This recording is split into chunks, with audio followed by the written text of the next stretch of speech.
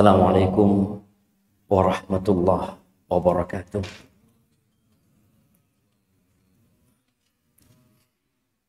Alhamdulillah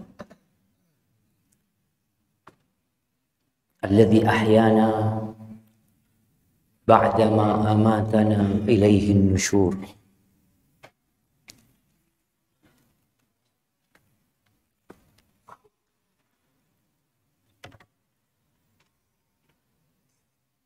Segala puji bagi Allah Jalla Jalaluh yang telah menghidupkan kita setelah Dia mematikan kita, dan kelak kepadanya kita akan dikembalikan. Allahumma salli wa sallim ala abdika wa rasulika habibina wa nabiyina Muhammad wa ala alihi wa ashabihi ajma'in. Ya Allah, semoga salawat dan salam, berkah dan nikmat yang mengantarkan kepada Allah Azza wa Jalla juga karena Rasulullah sallallahu alaihi wasallam. Tapi terkadang kita jarang bersalawat buat Nabi alaihi wasallam.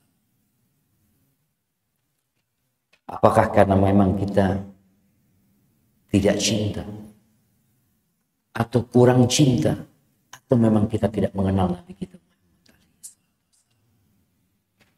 Semoga salawat itu bersambung untuk keluarga beliau, untuk istri-istri beliau, untuk putra-putri beliau, dan untuk seluruh sahabat Nabi. Semoga Allah meridai kita bersama mereka.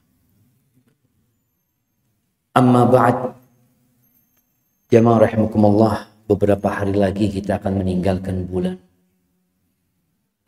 Dzulqa'dah, tentang keutamaan 10 awal Dzulhijjah, di mana Nabi alaihi salatu wassalam mengatakan, ma min ayyamin al-amalu salihu fiha ahabbu ilallah min hadhil ayyam. Tidak ada hari-hari yang beramal soleh di dalamnya itu lebih dicintai Allah daripada beramal soleh di 10 awal Dzulhijjah. Ketika Nabi menafikan bahwasanya tidak ada, maka ada sahabat yang bertanya untuk memastikan pemahaman mereka dengan apa yang disampaikan Nabi SAW. Maka mereka mengatakan, walal jihad fi sabilillah, berperang di jalan Allah pun tidak lebih baik daripada beramal soleh di 10 awal Dzulhijjah. Walal jihad fi sabilillah, jihad pun tidak dapat menandingi beramal soleh di 10 awal Dzulhijjah. Illa rajul, kecuali satu kondisi, seorang laki-laki kharaja bimalihi wa nafsihi wa lam yarji' min dzalika bisyai'. Dia keluar ke medan perang membawa jiwa, raga, dan hartanya, tapi kemudian dia tidak pernah pulang ke rumah. Karena ada mujahid yang masih pulang ke rumah. Khalid ibn Walid, kita tahu bagaimana dia hadir di banyak peperangan, tapi dia meninggal dunia di atas ranjang. Radhiyallahu ta'ala. Alhamdulillah kita punya informasi tentang itu. Bagaimana kita mempersiapkan diri menghadapi Dzulhijjah? Ada satu masalah yang ingin kita kaji pada pagi hari, untuk mengingatkan diri Anda pribadi dan antum semua di sini. Seringkali kita kalau mendengarkan kajian, membaca tulisan para ulama, tatkala mereka berbincang tentang bagaimana mempersiapkan diri untuk Ramadan, ya, bagaimana jemaah haji yang ingin berangkat haji, bagaimana mempersiapkan diri, salah satunya tadi untuk menghadapi musim-musim kebaikan seperti awal Dzulhijjah. Seringkali kita membaca poin pertama dalam mempersiapkan diri itu bertobat kepada Allah SWT. Ada apa sebenarnya. Kok kita disuruh bertobat? Kita kan udah baik. Mungkin sebagian berpikir kalau bicara tobat itu loh, Ustaz, bicara sama mereka nggak ke masjid. Itu yang seharusnya diajak tobat. Tapi kita yang udah tiap subuh ke masjid, tiap hari ke masjid, bahkan di shop pertama, masa masih harus berbincang tentang bertobat. Subhanallah. Kalau kita lihat sholat kita, kita dianjurkan membaca doa istiftah. Di antara doa istiftah itu, jadi memulai sholat dengan bertobat kepada Allah. Allahumma baini wa baina khatayaya kama ba'adta baina al-masyriq wal maghrib wa naqqini min khatayaya kama yunaqqa ath-thawbul abyadu min ad-danas waghsilni min khatayaya bil ma'i wath-thalji wal barad. Ini kita mau sholat nih. Kita mau menghadap Allah Azza wa Jalla. Ternyata kita disuruh minta ampun sama Allah Azza wa Jalla. Jauhkan aku dari dosa-dosa. Sebagaimana engkau jauhkan antara timur dan barat. Bersihkan aku dari dosa-dosa. Sebagaimana dibersihkannya pakaian yang putih dari noda. Antum lihat kenapa iklan sabun itu, sabun cuci itu, deterjen itu selalu baju putih. Noda itu nampak sekali di baju putih. Maka kita mohon kepada Allah agar dibersihkan kita dari dosa-dosa sebagaimana kain putih itu dibersihkan dari noda. Cukup belum? Kita minta dijauhkan dari dosa, kita minta dibersihkan. Kita juga minta dicuci. Cuci aku dari dosa-dosa. Bilma wath-thalji wal barad. Bukan sekedar dengan air. Yang pertama dengan air. Dengan salju. Dan dengan barad. Barad ini seperti bola-bola air hujan yang turun kalau yang seperti es. Minta benar-benar dibersihkan. Lalu kita masuk ke sholat kita. Masuk ke ibadah kita. Perjalanan kita sampai salam. Itu ada penuh permohonan ampun kepada Allah Azza wa Jalla. Ketika sujud. Ruku. Kemudian sujud.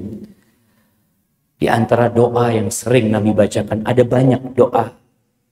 Sujud dan ruku ya. Di antaranya subhanakallahumma wa bihamdika Allahumma firli. Antum ini sedang sholat loh. Bukan sedang berbuat dosa. Baru saja dari berdiri membaca Al-Fatihah. Kemudian kita membaca surat yang kita tahu bagaimana fadilahnya Al-Fatihah. Kita tahu bagaimana ketika kita sujud pun kita baca itu. Ketika kita bangkit dari sujud, duduk di antara dua sujud. Kita mengatakan, Rabbil firli. Kita jemaah. Sampai selesai sholat. Ketika kita mengucapkan Assalamualaikum warahmatullahi wabarakatuh. Apa yang dilakukan? Astagfirullah.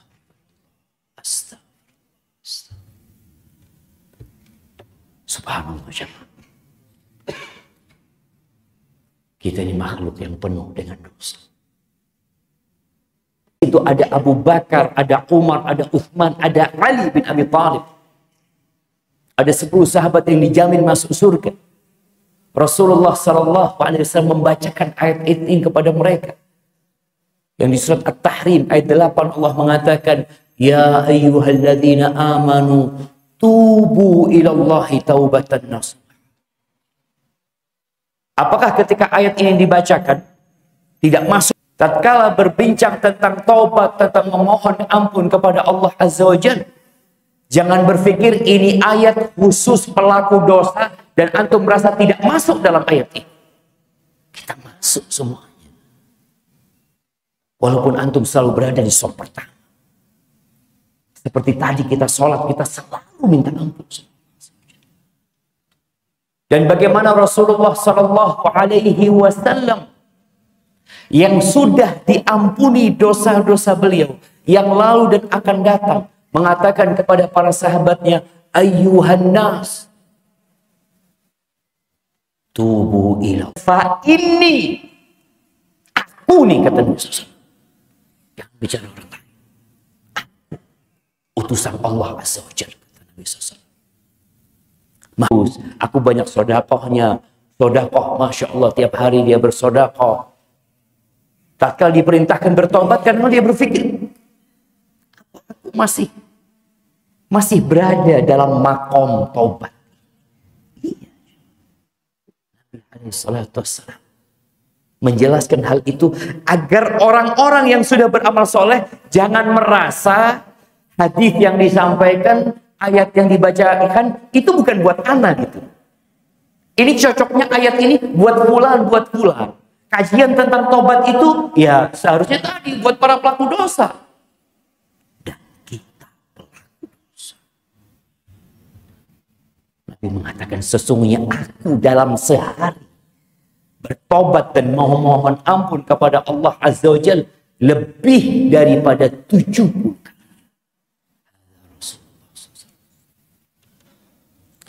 Kalau kita perhatikan jemaah, fadilah dari banyak amalan. Contohnya,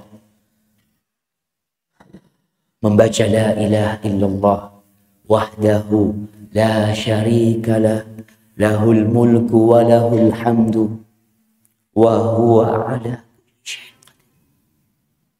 Kalau kita baca itu di pagi hari 10 atau sampai 100 kali atau lebih, fadilahnya diampuni dosa-dosa. Walaupun sebanyak buih di lautan. Loh, kok fadilahnya ampunan lagi dari Allah Azza wa Jalla? Puasa nanti tanggal 9 hari Arafah. Ahtasibu ayyukaffirallah as-sanata allati qabla was-sanata allati ba'daha. Jadi puasa balasannya itu diampuni dosa tahun lalu, dihapuskan kesalahan-kesalahan tahun dan kesalahan-kesalahan yang akan datang. Kok ampunan lagi gitu? Puasa Asyura. Apa fadilah puasa Asyura? Diampuni dosa tahun lalu. Ampunan. Ya, kita memang harus benar-benar memahami makom tobat. Makom tobat ini makom yang akan selalu mendampingi kita dalam perjalanan menuju Allah. Ketika antum baru hijrah, baru kembali kepada Allah Azza wa Jalla, antum bertobat. Antum memperbanyak istighfar. Dan kita lihat ya, seorang hamba yang dulunya punya masa lalu yang kelam, ketika dia baru hijrah, engkau lihat bagaimana tobatnya dia, engkau lihat bagaimana istighfarnya dia, engkau lihat bagaimana dia terus memohon kepada Allah agar dihapuskan dosa-dosanya. Bagaimana pertanyaan-pertanyaan dia, Ustaz, apakah ana masih diampuni dosa-dosa ana? Ustaz, bagaimana caranya bertobat? Biasanya hal ini terjadi di awal perjalanan antum menuju Allah. Setelah itu, kok kendor tobat? Kok mulai pudar semangatnya memohon ampun kepada Allah Azza wa Jalla?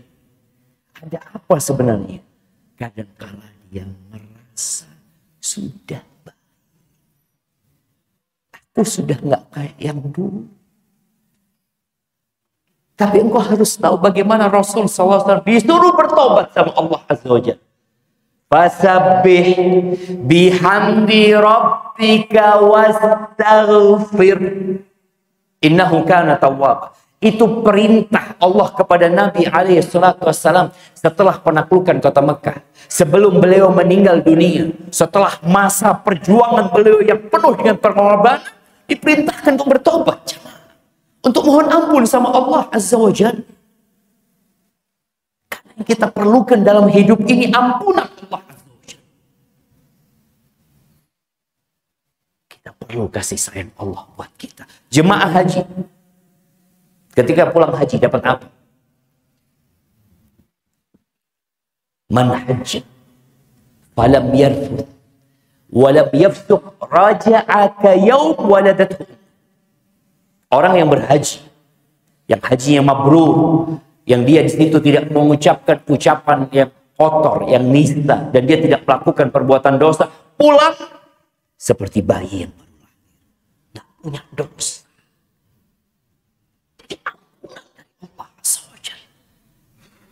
Tadi kita mendengarkan Syekh Utsman membacakan ayat-ayat Allah, cerita bagaimana para nabi yang berjuang dengan orang-orang menghadapi musuh-musuh yang banyak. Mereka tidak lemah, mereka tidak khawatir, mereka tidak takut. Tapi mereka ketika harus berdoa memohon kepada Allah menghadapi musuh-musuhnya, apa yang mereka katakan? Rabbana ighfir lana dzunubana wa israfana fi amrina. Ketika mereka sedang menghadapi musuh, mereka tahu dengan fadilah mati syahid, tapi mereka tahu mereka punya banyak dosa.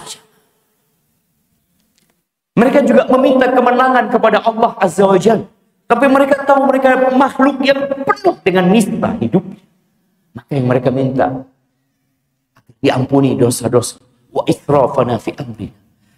Ada banyaklah kelewatan batas yang kita lakukan dalam urusan-urusan kita ini. Wa tsabbit aqdamana. Kaki kami ya Allah. Kasih kami kekuatan ya Allah. Karena yang menyebabkan orang lemah, yang menyebabkan orang itu jadi hina, dosa. Maka sebelum minta sama Allah kemenangan, kekuatan, minta dulu ampunan. Kita banyak dosanya ya.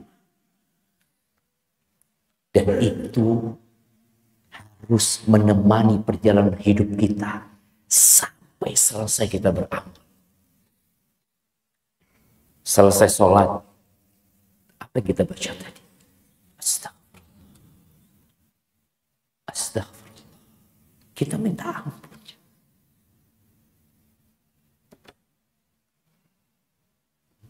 Dan makom tobat itu beda-beda. Tobatnya para nabi itu berbeda dengan tobatnya orang-orang soleh. Tobatnya orang-orang soleh, orang-orang yang baik, berbeda dengan tobatnya para pelaku dosa yang melakukan dosa-dosa besar. Jadi tatkala antum sudah kenal sama Allah, maka antum akan lebih sering bertobat kepada Allah Azza wa Jalla. Mungkin antum tidak melakukan perzinaan, mungkin antum tidak ribain orang, mungkin antum tidak mencuri, mungkin antum menjaga pandangan antum. Tapi terkadang yang antum lakukan adalah bertobat dari waktu yang pergi tanpa manfaat dan ketaatan kepada Allah. Antum boleh jadi bertobat karena antum merasa sudah kok. Orang yang soleh berarti Allah.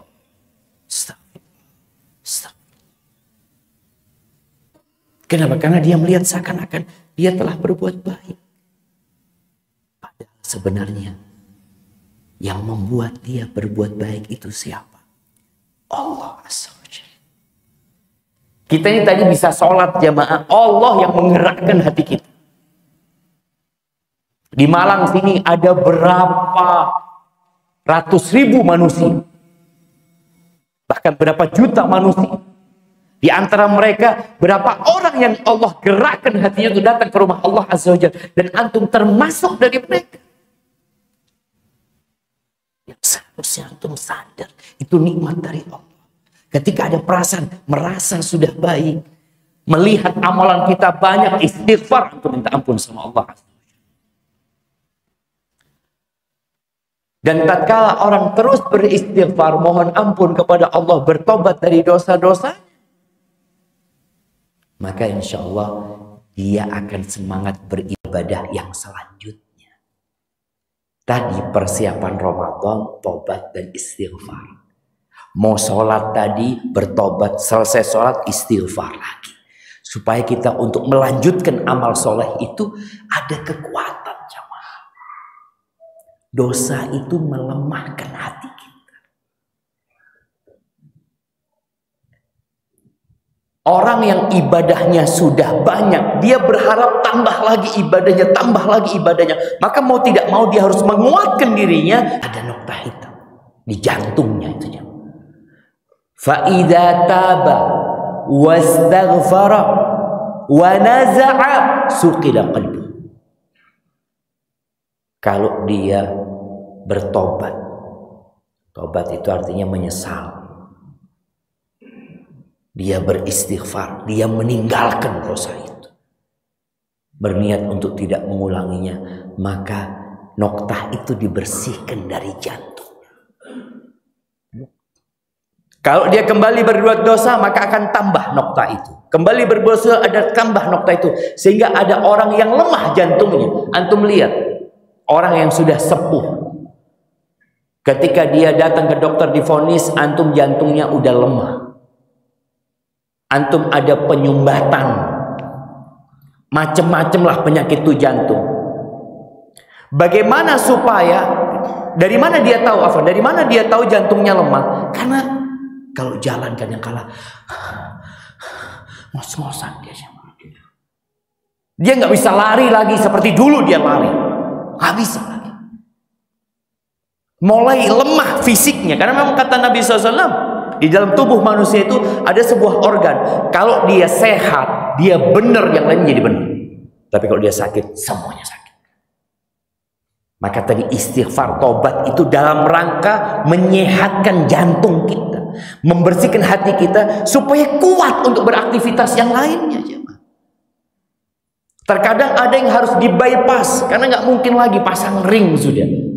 Ya ada orang-orang yang memang harus benar-benar dikasih cobaan sama Allah supaya dia berhenti berbuat dosa.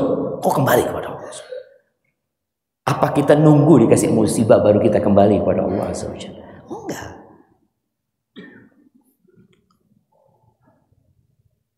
Ahibati fillah. Di surat At-Tahrim tadi, di ayat 8 Allah Azza wa Jalla mengatakan, ya ayyuhalladzina amanu tubu ilallah taubatan nasuha. Wahai orang-orang yang beriman, bertobatlah kalian kepada Allah dengan taubatan nasuha. Apa sih taubatan nasuha? Ya taubat yang benar, yang baik ya. Taubat yang kata Al-Qurtubi rahimahullahu ta'ala yang mencakup 4 perkara. Taubatan nasuha. Yang pertama adalah beristighfar dengan lisan. Merasa berbuat dosa, dia langsung minta ampun dengan lisan. Kemudian setelah itu dia dengan hatinya, bagaimana dia berazam, bertekad untuk tidak mengulangi perbuatan dosa itu. Dengan fisiknya dia meninggalkan dosa itu. Dan yang keempat,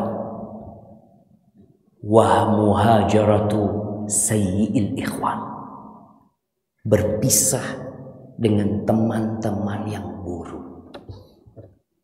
Taubatan nasuha itu kita perlu berpisah dengan kawan-kawan yang selama ini membuat kita berbuat dosa. Oleh karena itu tatkala ada seorang yang membunuh 100 orang, lalu dia bertanya kepada alim ulama tersebut, hali min taubah, apakah aku masih bisa bertobat? Kata dia, apa yang menghalangimu dari tobat? Nggak ada. Cuma masalahnya satu, ini orang sudah bertobat jemaah. Artinya kalau bicara tobat tadi menyesal ya. Kemudian dia meninggalkan dosa tersebut, bertekad untuk tidak mengulangi. Tapi gara-gara orang ini tetap berada di tempat yang sama, maka dia akan mengulangi dosa itu lagi, mengulangi dosa itu lagi. Bayangkan dia sudah membunuh orang pertama. Orang itu menyesal biasanya jemaah. Tapi ternyata dia membunuh yang kedua, membunuh yang ketiga, membunuh yang keempat. Orang kalau berbuat dosa itu, dia tahu ini perbuatan dosa, tapi dia mengulangi lagi, mengulangi sampai 100 jemaah. Ketika dia telah membunuh 99 orang, dia akan datang kepada orang yang ahli ibadah. Maka ingat, ada perbedaan antara al-abid wal-alim. Cuma biasanya di negeri kita kalau melihat orang yang sering ke masjid, yang suka baca Quran, yang suka puasa sunnah, kita menyebutnya apa? Wong alim nih. Bukan. Kalau sekedar ibadah buat dia sendiri, itu namanya abid, orang ahli ibadah. Alim ini orang yang punya ilmu dan mengajarkan ilmunya. Makanya ketika orang ini membunuh 99 orang, dia salah tanya. Dia bertanya kepada siapa? Orang yang ahli ibadah. Ketika datang dia mengatakan, saya ini sudah membunuh 99 orang, kata dia. Mungkinkah saya bertobat? Berarti kan dia niat tobat jemaah. Apa kata orang ini? Engkau sudah membunuh 99 orang. Untuk mau tobat? Nggak ada tobat buatku. Ya sudah, tambah 100. Ya. Kenapa? Karena memang dia hidup di lingkungan yang mendukung dia untuk membunuh. Ya. Ketika orang ahli ibadah yang jawab nggak punya ilmu, jadinya kayak gitu. Menyebabkan orang yang mau tobat malah tambah dosa. Ini orang mau tobat ya mah. Ternyata gara-gara orang ahli ibadah ini, dosa dia bertambah. Jadi 100 yang dia bunuh. Akhirnya dia tanya tentang orang yang paling alim. Maka dikasih tahu, ini loh orang alim.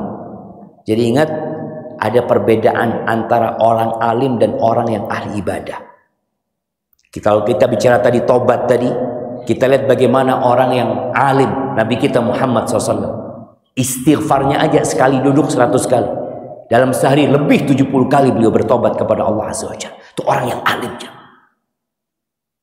Kata Nabi SAW, fadlul alim alal abid. Keutamaan orang yang berilmu dibandingkan orang yang ahli ibadah. Kafadlil qamari lailatal badri ala sairil kawakib. Seperti kemuliaan rembulan di malam purnama dibandingkan bintang-bintang. Orang yang ahli ibadah itu bintang-bintang banyak tuh. Tapi orang alim seperti rembulan. Ketika dia datang, tenggelam itu bintang-bintang. Maka ketika dia dikasih tahu orang yang alim, dia berangkat. Maka dikasih tahu sama orang alim ini, apa yang menghalangmu dari taubat? Cuma ada satu masalah. Ini bicara taubatan nasuha tadi. Ketika Al-Qurtubi menyebutkan 4 perkara yang harus ada dalam taubatan nasuha, salah satunya muhajaratu sayyil ikhwan, meninggalkan kawan-kawan buruk. Dia mengatakan, cuma masalahnya engkau ini tinggal di kampung yang nggak benar. Kalau engkau benar mau tobat, engkau pindah dari kampung. Pindah sana. Ada tempatnya orang-orang soleh di sana. Orang-orang yang ahli ibadah. Engkau fa'budillah ma'ahum. Beribadahlah kepada Allah bersama mereka. Berangkat orang ini. Kenapa dia ninggalkan kampungnya? Karena dia niat tobat. Sebagian kita tatkala dikasih tahu, kau harus pisah sama kawan-kawan. Anda nggak punya kawan nanti. Kalau kawan-kawan mau membuat engkau mengulangi dosa itu, apa manfaatnya? Sedangkan Allah memerintahkan taubatan nasuha, bukan taubat yang biasa-biasa, taubat yang maksimal jemaah. Maka seringkali ada orang bertanya, Ustaz gimana anak melakukan dosa yang sama, melakukan dosa yang sama Ustaz? Boleh jadi masalahnya engkau berada di tempat yang sama, yang lingkunganmu tidak mendukungmu untuk meninggalkan itu dosa. Ada cerita di Jember, seorang yang curhat sama anak. Dia kerja di sebuah tempat, dia melakukan dosa besar di tempat itu, tapi dia mau bertobat. Cuma istrinya ngomong, kalau engkau memang mau kembali kepada Allah Azza wa Jalla, maka jangan di tempat itu lagi. Resign dari sana.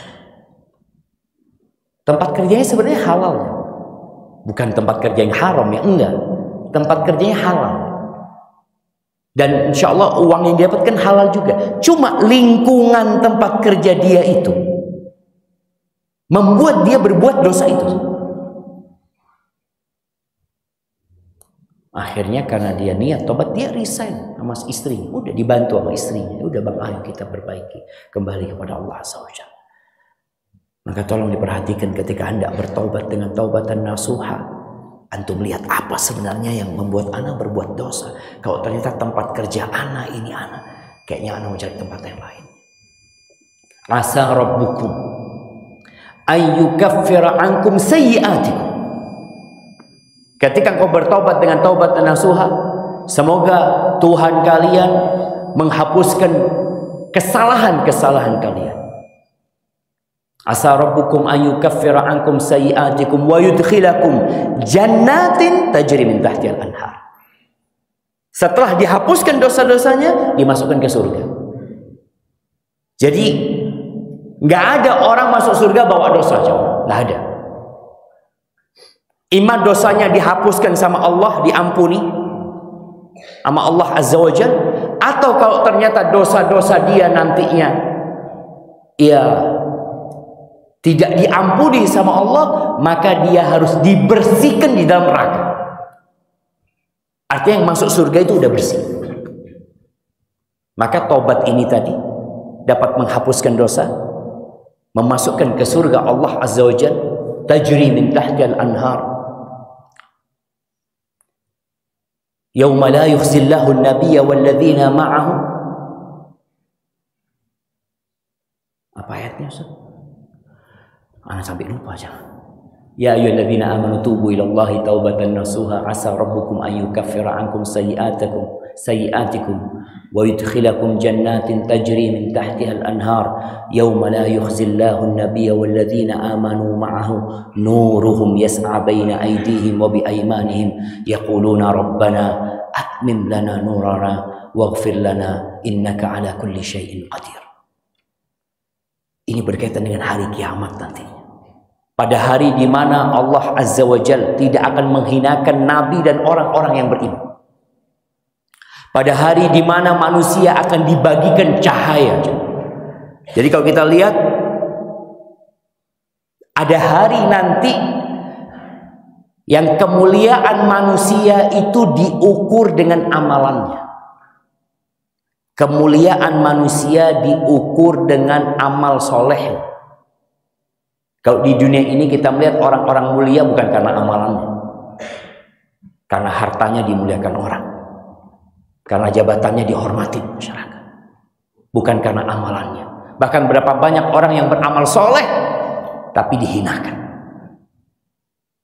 karena memang dunia ini bukan negeri untuk memberikan penghormatan kepada hamba-hamba Allah yang soleh. Tapi nanti pada hari kiamat tadi, ketika manusia keluar dari kuburnya, itu sesuai dengan amalannya. Mulai mati, dia sesuai dengan amalannya. Di kuburan bersama amalannya. Kemudian dibangkitkan sesuai dengan amalannya. Dibagikan rapot sesuai dengan amalannya. Ditimbang sesuai dengan amalannya. Dan nanti ada waktu pembagian cahaya. Karena menuju ke surga itu ada satu area yang gelap gulita, yang kalau orang ini nggak punya cahaya jatuh ke neraka. Maka para orang-orang beriman dan nabi itu cahaya mereka keluar, mereka bisa melihat jalan. Terus apa doa mereka? Rabbana atmim lana nur. Ya Allah, sempurnakan bagi kami cahaya kami, ya Allah. Waghfir lana, dan ampuni kami, ya Allah. Bayangin jemaah, mereka masih minta ampun lagi jemaah. Mereka sudah melihat cahaya itu jemaah. Mereka mohon ampun kepada Allah Azza wa Jalla agar disempurnakan cahaya mereka. Sesungguhnya Allah itu ala kulli syai'in qadir. Maka ahibati fillah, menghadapi 10 awal Dzulhijjah ini, kalau kita nggak bertobat kepada Allah, nggak bersih-bersih diri kita, kayaknya berat jemaah untuk maksimal ibadah. Sebelum Ramadan kita dapat cerita tentang sahabat Nabi radhiyallahu taala bagaimana mereka beribadah di bulan Ramadan. Bagaimana Nabi SAW yang sudah tua, yang sudah sepuh jamaah, beliau itu kok bisa ya sholat malam 1 rakaat 5 juz. 1 rakaat jamaah 5 juz, bukan di bulan Ramadan, 5 juz. Kok mampu ya? Antum berapa juz mampu? Kaki antum mampu sebenarnya. Kakinya mampu. Karena sebagian orang ini kalau disuruh goes, mana yang suka goes ya? Yang suka goes ini kadang-kala dia mampu 1 jam naik. Sampai Anda bingung kadang-kala teman-teman dari Surabaya itu goes ke Batu. Kuat antum ya. Kuat Ustaz kata dia. Lihat sholat malam, tidak kuat Ustaz. Jadi kalau dilihat masalahnya kan fisiknya kuat ya. Apa yang lemah? Jantungnya yang lemah. Nggak mampu dia berdiri baca tadi. Dan Anda rasakan, Anda nggak ngomong orang lain. Anda rasakan diri Anda sendiri. Itu mau baca 1 juz ya ma. Ya Allah, dah tutup ya ma. Kok tak turun 1 juz ini ya? Karena ada kelemahan di jantung kita. Baca, ada sebagian sahabat yang menghatamkan Quran tiap 3 malam. Kalau baca lagi Imam Syafi'i dikatakan hatam sehari 2 kali. Ya apa ya? Di sini jemaah inti. Bersihkan hati kita dari dosa tadi. Terus istighfar, mohon ampun sama Allah Azza wa Jalla. Kata Utsman bin Affan radhiyallahu taala anhu, "Idza tahurat qulubukum ma syabi'at min kalami rabbikum." Kalau hati kalian suci, kalian nggak akan pernah puas baca Quran. Nggak akan pernah puas. Akan terus baca lagi, akan terus baca lagi. Kebaikan itu akan melahirkan kebaikan, sebagaimana dosa melahirkan dosa. Maka persiapkan kita sekarang setelah membersihkan hati kita dengan beristighfar, bertobat, mohon ampun sama Allah Azza wa Jalla. Taib nih, ada 10 hari kita mau ngapain aja? Ya, antum punya rencana, silahkan antum mantapkan.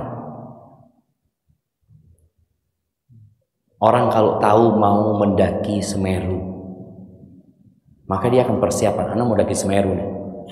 Apa yang dipersiapkan? Ya, dia akan tentukan kapan Anda mau daki, waktunya.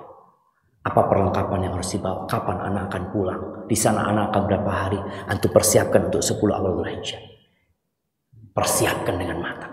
Anda insya Allah 10 hari mau hatam Quran. Persiapkan. Tapi orang yang nggak punya target, dia biasa-biasa aja dia. Ya, yang penting kan memperbanyak amal soleh Ustaz. Ya sudah.